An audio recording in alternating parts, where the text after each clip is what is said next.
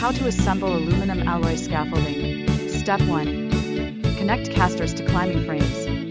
Connect casters to the triangular reinforced ends of climbing frames to provide a stable and flexible base for the scaffolding. Step 2. Install horizontal ledgers. Connect horizontal ledgers to climbing frames, arranging them at a height interval of 1.5-2 m. Step 3. Attach diagonal braces. Use diagonal braces to connect climbing frames in a staggered manner at every 1 m height to build an internal stable structure. Step 4. Fit climbing frame joints. Install joints on the top of vertical climbing frames to facilitate the addition of the next layer.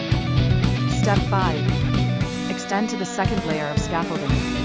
Continue to arrange the next layer of climbing frames, horizontal ledgers, and diagonal braces on the climbing frame joints. Step 6. Arrange toe boards. Add toe boards and install guardrails around the working platform to prevent tools from falling. Step 7.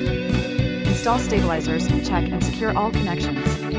Before use, check all joints and connections to ensure they are tight and